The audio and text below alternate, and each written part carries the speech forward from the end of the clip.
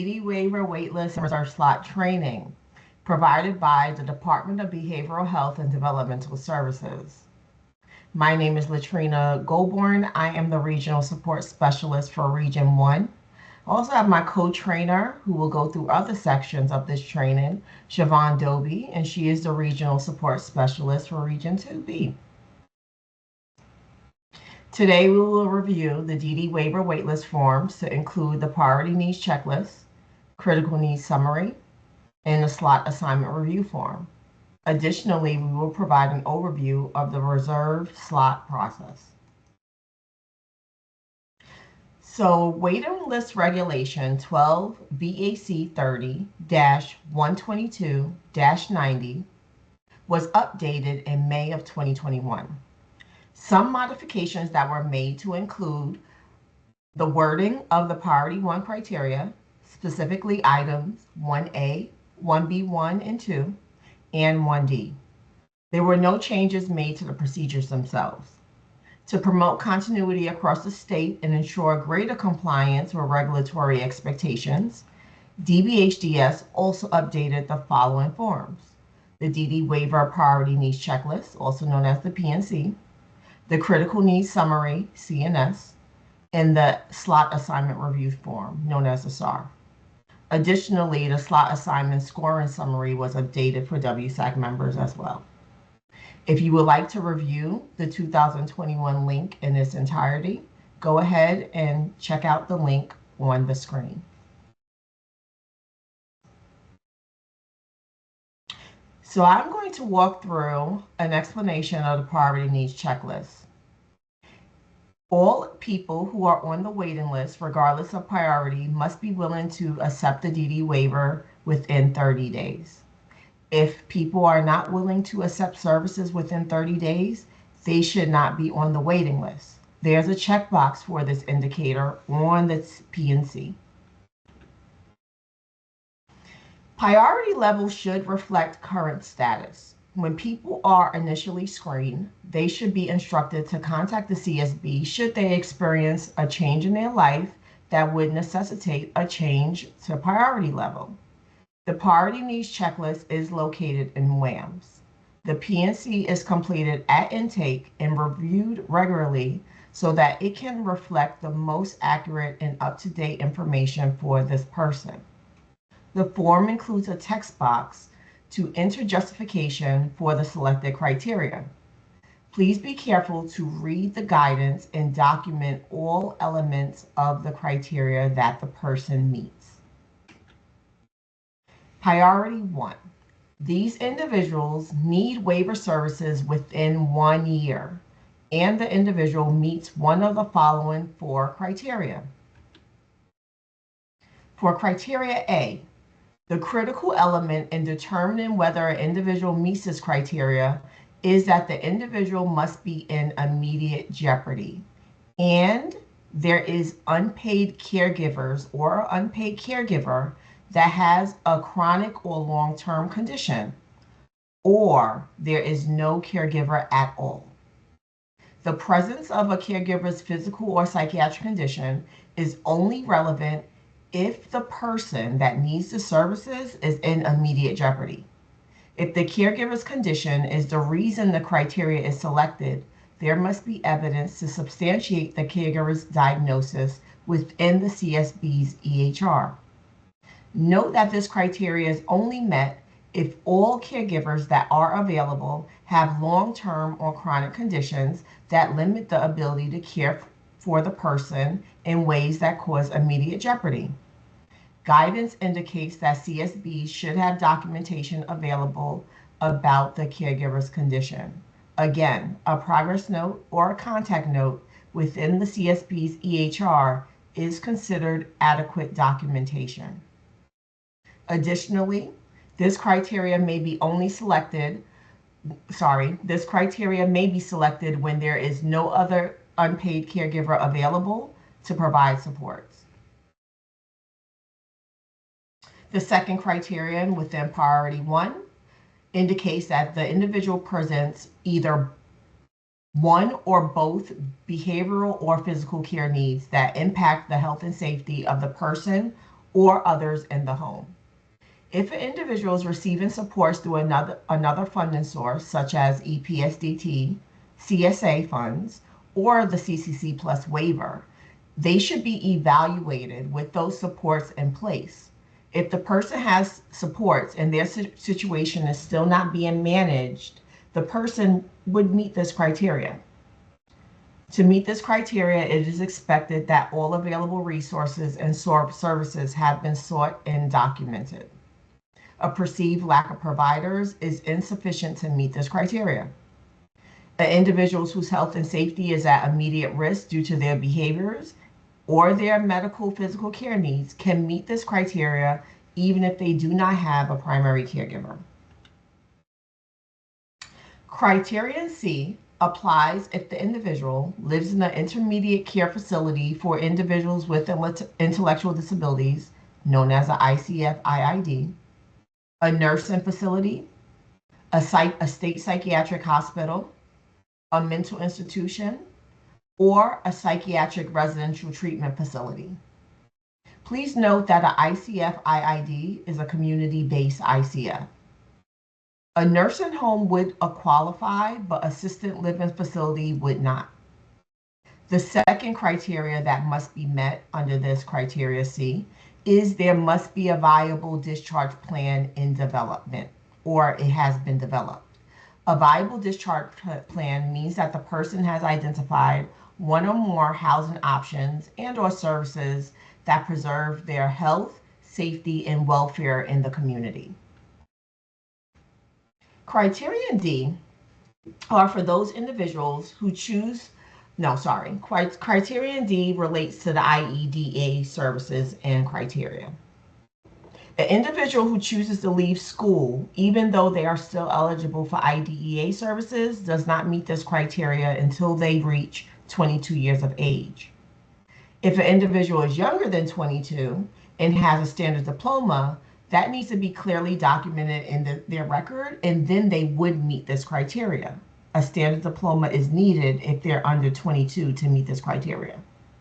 Individuals can be put on priority 1 9 months prior to their end of their eligibility date in order to enable them to be considered by the WSAC committee prior to eligibility expiring. Please note this criteria is time limited. It starts at 22 and ends when they turn 27. Once the person reaches age 27, a new checklist must be completed. They may still qualify to be priority 1 under a different criteria. Note that priority 1 element 1D is separate from the criteria for building independence waiver. The BI waiver criteria states that the individual is already on the waiting list and has requested access to an integrated independent living arrangement and can be supported through the provision of minimal level supports, as known as like independent living services or independent individual supported employment. That's another minimal level of support. It also includes those who already reside in such an arrangement but need supports in order to maintain it. For purposes of the priority needs checklist, anybody who is no longer eligible for IDEA and wants to pursue waiver supports to increase or retain independence qualify for priority 1.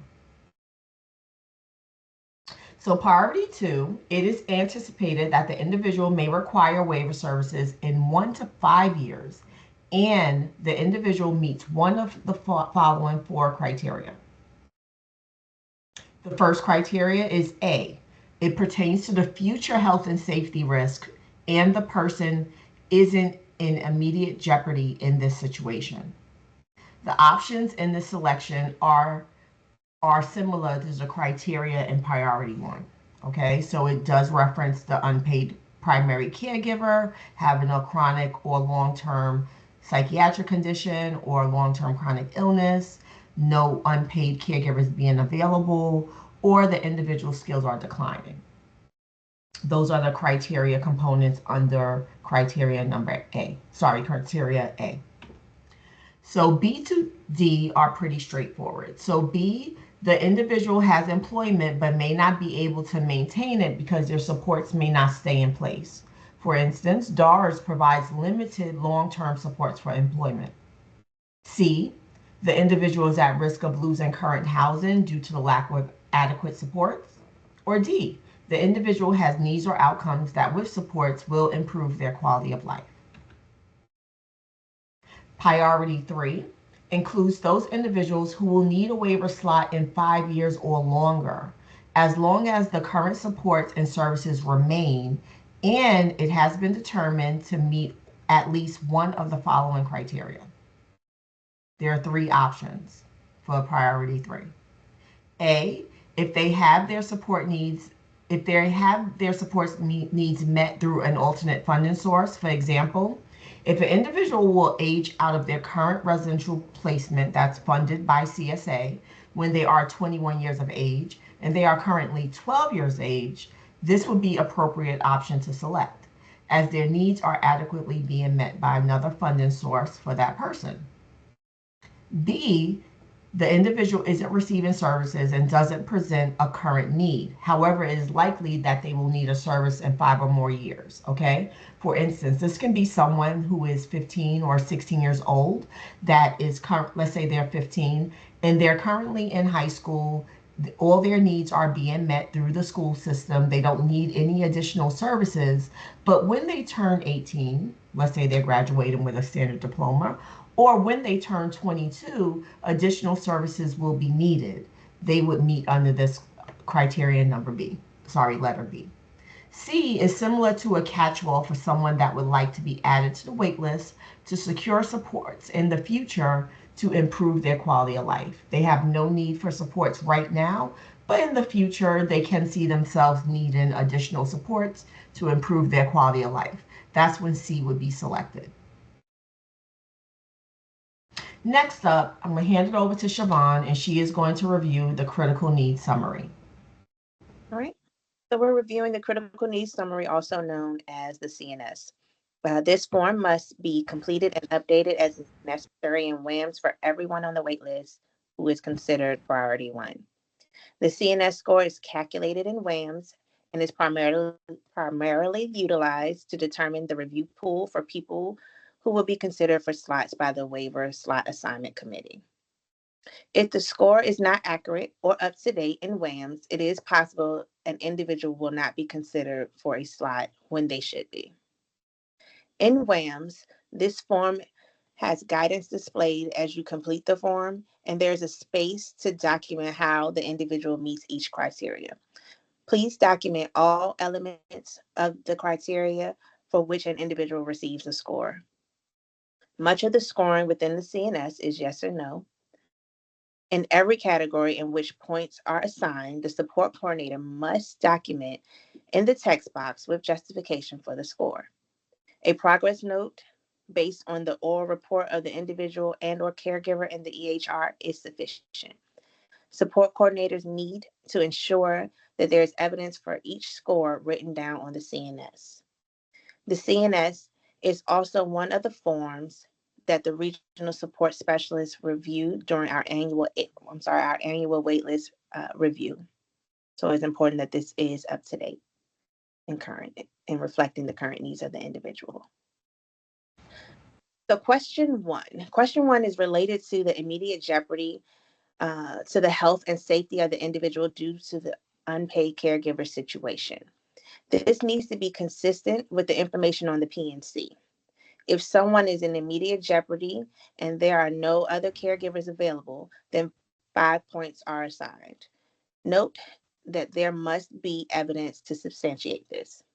The primary caregivers could be somebody who does not live with them, but who comes regularly to help the person. If the person has no primary caregiver, then points can be assigned for this question. Question 2. This is when the primary unpaid caregiver demonstrates that he or she cannot continue to provide care much longer within the next year due to the physical, mental, emotional, financial burden of the care of caregiving, which will result in immediate jeopardy. There must be evidence to substantiate this as well. For question 3, if someone receives points here, there needs to be a referral to APS, CPS, or DARS reporting an allegation in the record. And this should be a recent referral. Once the risk is no longer present, the CNS should be updated and points should not be allocated in this category.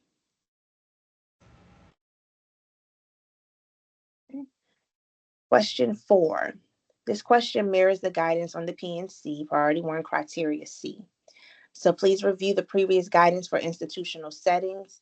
The scoring must be consistent with the PNC. Question 5 assesses if the person is currently homeless. Temporarily staying with friends, couch surfing would be considered a yes to this question.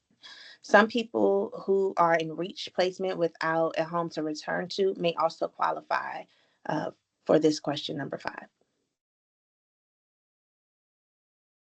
Question 6 is related to imminent homelessness. So imminent is defined as homelessness that will occur within 90 days. This is appropriate for somebody whose placement is ending, someone who is in the hospital but can't stay there, or for people who may be receiving an eviction notice from an apartment or current housing. It can also include someone that is no longer termed placement, so if they're no longer at reach without a place to go. People should not receive points for both currently homeless and facing imminent homelessness. It needs to be one or the other if applicable. Question 7 addresses behavioral and physical care or medical needs. These criteria were developed with the assistance of the director of OIH and the Behavioral Supports Network. These two sections, 7A and 7B, should be scored with existing supports in place. If the person has nursing services, in-home counseling through ABA or EPSDT, or other funding sources which are directly working with the behavioral issues or medical needs, then they would likely be scored either to not meet this category or be scored at a reduced level. Because we would expect that in most cases, those supports would at least mitigate some of the physical care or behavioral issues that are currently happening. All right. 7A is related to behavioral risk. 0 to 5 points can be allocated based on current risk. Current is defined as occurring within the last year. So please be sure to document the specifics of how the individual meets this criteria.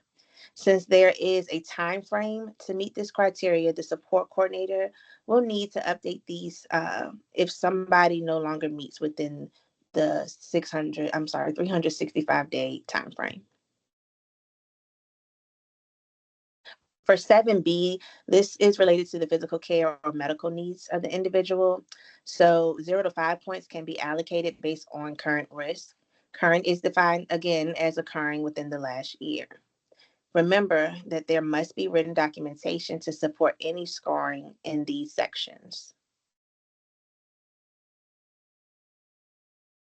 For question 8 is straightforward, is a yes or no question. The same definition about the standard diploma and leaving school early applies here as discussed in the priority needs section. So be sure to update this when the individual becomes no longer eligible, and again when they turn 27. So if they're no longer eligible for IDEA, and again when they turn 27. If the individual graduated with a standard diploma, this must be clearly documented within the person's record. Only documenting this on the PNC or the CNS is not sufficient. This category or this criteria is appropriate for individuals in this age bracket who desire to live more independently by accessing waiver services. Question number 9 asks if the individual lacks opportunities for meaningful activities during the day. Please note the following scenarios should be considered as they affect scoring for this question. So if the individuals who are eligible for IDEA do not get these points because they have opportunities for meaningful day activities through school. 2, the individual who are not eligible for IDEA but are under the age of 27 already get 5 points as no longer eligible for IDEA in criteria number 8. So they do not get these points as well. Individuals who are over 27 but who work or get adult day through CCC Plus or who otherwise have access to the community do not receive these points. People who have opportunities for meaningful day activities but choose not to avail themselves to those opportunities should not get the points. The focus of this category is to give points to people who need waiver funding in order to meaningfully access the community. Number 10. This question is the only place where it's possible for negative points. This question accesses other funding sources the person may have access to. If the explanation in the left column applies to the individual, the appropriate number of points must be deducted from the individual's CNS. The wording about absence of providers means that for people who are, for example, approved for CCC Plus, but cannot find people to provide personal assistance, those people should not get these points because changing from CCC Plus to the DD waiver as a funding source does not change their inability to find providers. So CCC Plus and PA and DD Waiver PA have very similar structures and the same reimbursement. You should also be familiar with the services available through CCC Plus and EPSDT, and which of those services functionally overlap with which DD Waiver services. So people wanting the same or largely the same services should have 7 points deducted. People who need some extra services but will continue to utilize services which are similar to the services they already have would have 3 points deducted. The intent of this is to have people who already have access to payment sources for some or all of the services that meet their needs lower in the review pool than the people who do not have access to those resources. So individuals receiving EPSDT nursing services who reach the age of 21 will no longer be eligible for these services. Additionally, individuals receiving CCC Plus may require more nursing services than the allowed annual 480 hours. In these situations, no points will be deducted as CCC Plus cannot meet the current nursing needs, and the individual is no longer eligible for EPSDT due to age. Question 11. When two caregivers reside in the home, both must be considered caregivers unless the second caregiver has a chronic or long-term physical or psychiatric condition or conditions that render him, her, or them unable to provide any support to the individual or is absent from the home for more than 50% of the year for work-related purposes. Question 12. For question 12, there must be a second individual in the home who requires care, and the caregiver must have direct responsibility for them in order to receive points in this question, for this question. For question 13, this is the last question on the CNS as it references the person's current VIDES. Points assigned are based on the person's age and how many areas are met on the VIDES. So this demonstrates a good reason to have the VIDES reflect the individual's current status. The individual is not required, the VIDES is not required to be updated when the CNS is completed. However, if the needs have changed drastically, it could affect the individual's placement within the priority 1 waiting list. So after this question is answered, the CNS form in WAMS will aggregate a final score, which is referred to as the person's critical needs score. All right, next we're going to review the slot assignment review form, and I'm going to turn it back over to Latrina. Okay, everyone. As Siobhan stated, I'm going to go through the slot assignment review form. So the slot assignment review form on the screen, I'm just going to go over some general tips. The SARF only needs to be filled out for people who are in the WSAC review pool. If the individual is not in the WSAC review pool, then the SARF does not need to be updated at that point. Remember, when you are completing the SARF, you are painting a picture for people who have never met the person. In general, more information is going to be better than less information. The WSAC members consistently ask for additional questions so that they have the ability to make a better decision about who receives the slot. This form requires attention to detail and can be time consuming. However, doing a thorough job is important. If the support coordinator does not know the individual well, either because the support coordinator is new to the board or because the individual doesn't receive active case management, all efforts must be made to create an accurate description of the person's situation. So the slot assignment review form includes information about the individual and family's current need for supports due to the health and safety circumstances, behavioral challenges, and community integration needs and social issues. Number two, it provides supports currently being received by the individual or by the family on behalf of the person. It includes natural supports available to the person, such as help from primary caregivers, other family, friends, neighbors, community support members. It also includes a description of waiver services needed to alleviate the urgency, and any other information about the individual that will help the WSAC determine if this individual is in most need of a slot. Within the SARF, sections 1 through 5, these are like demographic information, so make sure the information is consistent with the information on the priority form.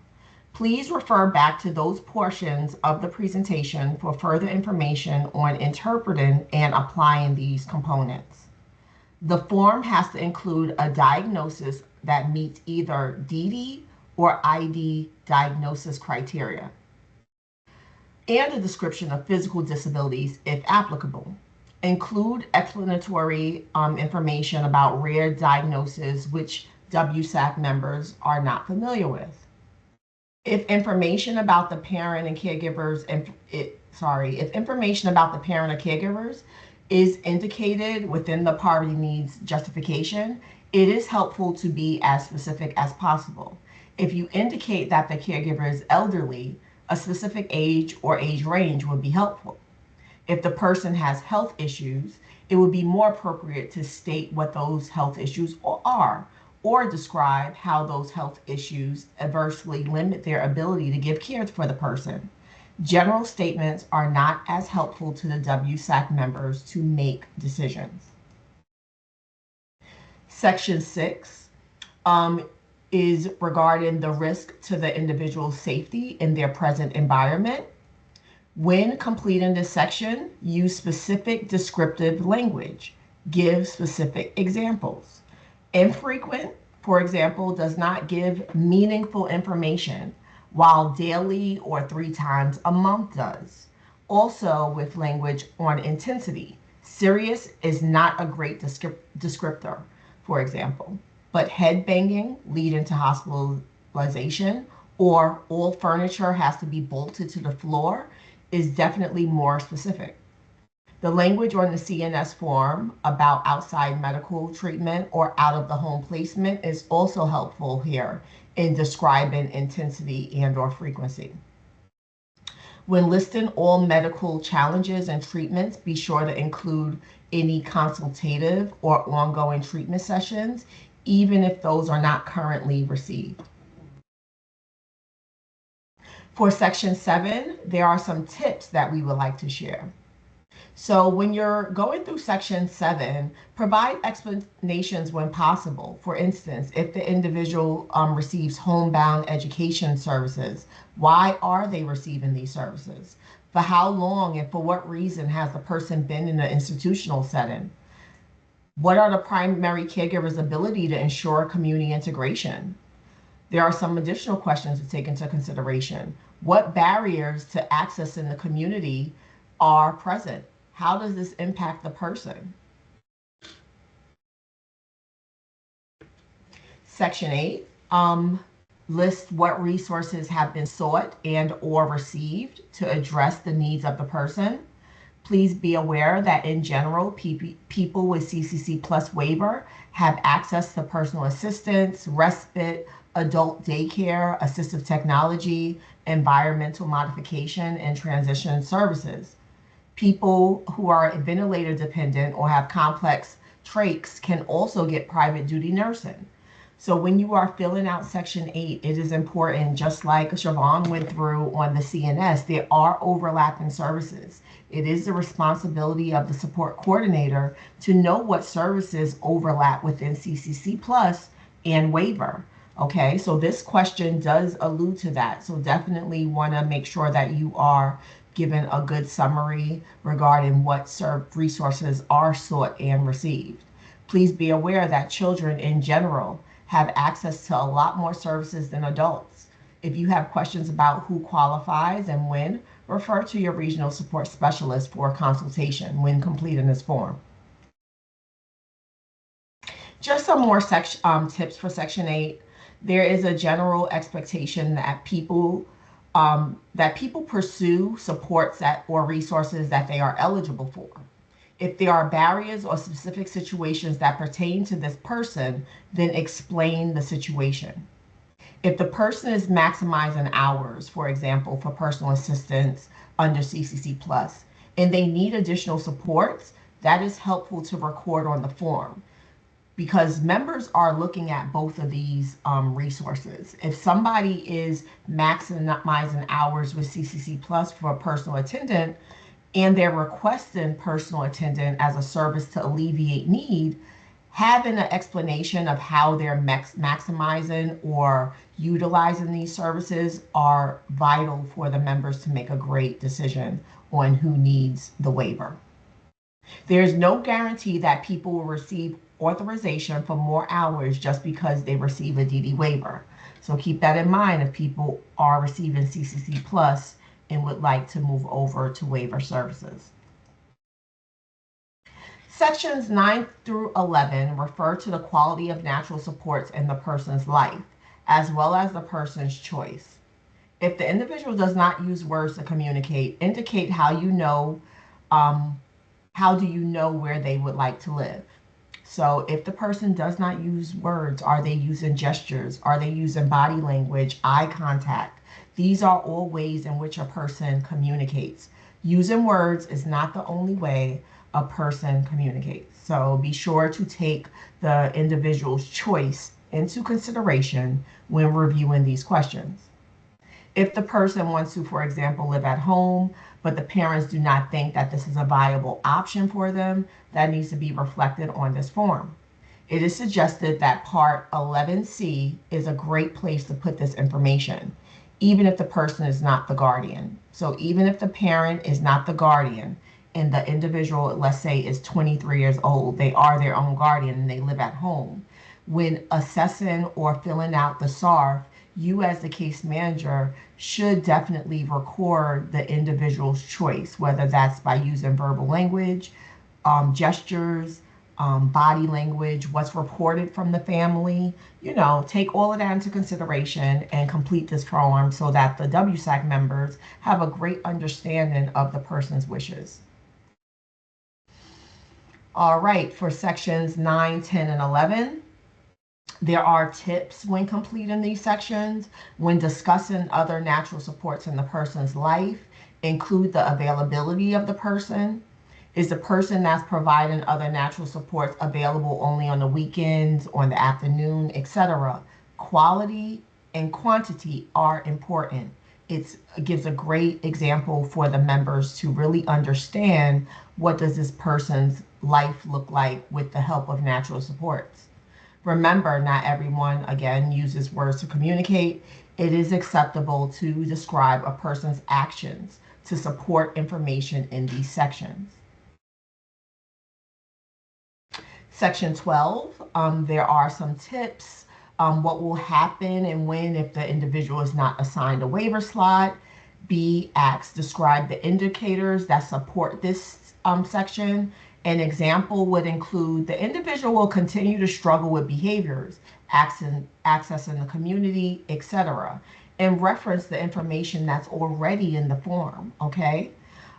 There are some other examples that can be used. For example, individual that is facing homelessness, they may end up homeless if a waiver is not received. A child with high intensity behaviors may be at risk for CPS involvement if injury occurs. You know, a caregiver facing burnout, let's say a caregiver has a chronic diagnosis of general anxiety disorder, and them providing support to their loved one is creating a situation that is causing burnout. This can risk further injury to the person's health and safety if they don't obtain a waiver. You know, these are just some descriptive statements that a support coordinator can use to help the WSAC members understand the complexity or simplicity of the situation that the person is in. For Section 13, this is really limited to services needed immediately. It is not intended to be future planning or to address any and all possible contingencies. For example, do not include group home as a needed service because the family may want to utilize this service in 10 years down the road, but really want the individual to continue to live at home with family for now. Do not select any future planning services. This information will be important ultimately for the type of slot that is assigned. It is imperative to know what services the person will need and use now, not in the future, not 2 years down the line, not 5 years down the line, now, within the year, within the next 30 days. So some tips for some questions in Section 13, including services that aren't as familiar as others. Just want to review those. So transition services, please note that this is not the same as school's transition services.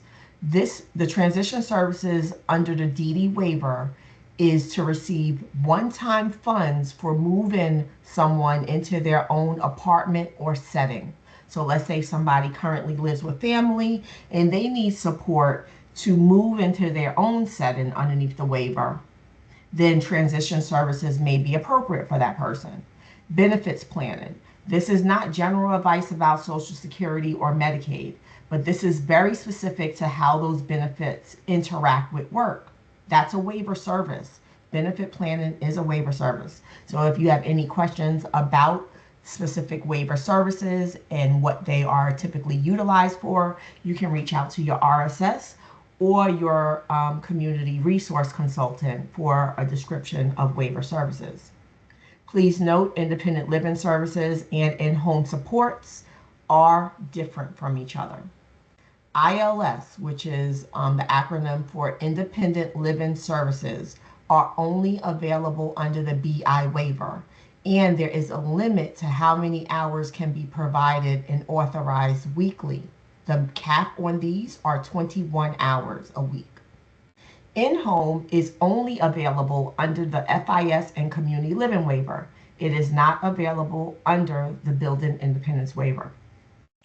In-home does not have an hourly limit per week. So Section 14, please do not leave this section blank. This is an opportunity to advocate for the individual you are providing services for, and provide any information to the WSAC committee that may not have already been captured. It is okay to refer to information referenced within the other parts of the form, as individual will continue to be at risk from, if you're referencing a different area in the form.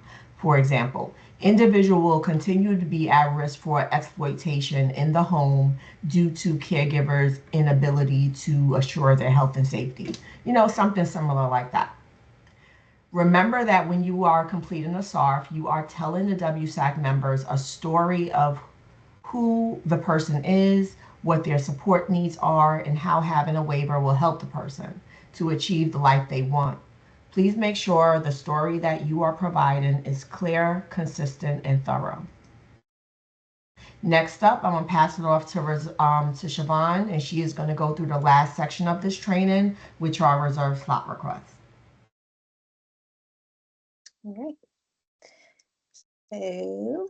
So, reserved slots are for individuals who need services which are not available in their current waiver. Reserved slots are intended for people who have been assigned a waiver. If the individual accepts the FIS, for example, they shouldn't then apply for a CL waiver. They should only accept the FIS if it meets their current needs and should only apply for a CL if there has been a change in their support needs. The support coordinator needs to make sure that the family understands these services, the services that are available in the waiver that is offered. If the individual or the family turns down the FIS slot, they can remain on the DD waiver waiting list, and could potentially be considered for a CL waiver. Only people who are wanting group home or sponsor residential services in the immediate future can be assigned a CL slot. The SC has a responsibility to guide the family and individual, and remind them that turning down an FIS slot will not remove the individual from the waiting list. Reserved slots are reviewed and received. Um, they receive approval or a denial. The DBHDS staff may have or may follow up questions to clarify the person's situation and their needs, as well as explore what available services have already been tried and why those services did not adequately support the individual. It is important to note that if a request is approved, this does not necessarily mean that the person will receive a reserved slot, as these are dependent on slot availability. So once a slot is identified for someone on the reserve slot list, they have 60 days to initiate services. So SCs are encouraged to work with families as soon as the reserved slot request has been approved. Um, so at this point, you want to make sure that, or the SC is beginning to identify providers and helping the family identify providers for the requested services. DBHDS does check the board's available slots, the slots that are available to them, and we do that on a regular basis to identify when an approved reserve slot request can be filled with an available attrition slot. Sometimes this occurs at the same time as the approval, and sometimes it's much later. The memo sent to the director at the board will detail which slot will be used for the individual. Swapping the slot. After a provider has been identified, the SC should notify DBHDS. All SAs and service offs must be in VAMIS approval and inactive in WAMS. This is true for all SAs, even the ones which will continue after the slot is swapped. So, for example, if a person attends day support under a FIS waiver and will continue that day support once the slot is swapped, the SA still needs to be inactive and in VAMIS approval. The PA consultant for your region will be able to assist with this. Once the slot is swapped, the SA for services must be added back in. The slot can be swapped the same day the services are made inactive, so the provider and the SC can add the SAs back in so there are no break in services. All right. So this is the end of our training. But if you have questions about the PNC, the CNS, the software, even the reserve slot process, it's okay to reach out to your regional support specialist. Their information is here on the screen. And that is all. So thank you guys for joining us for this training.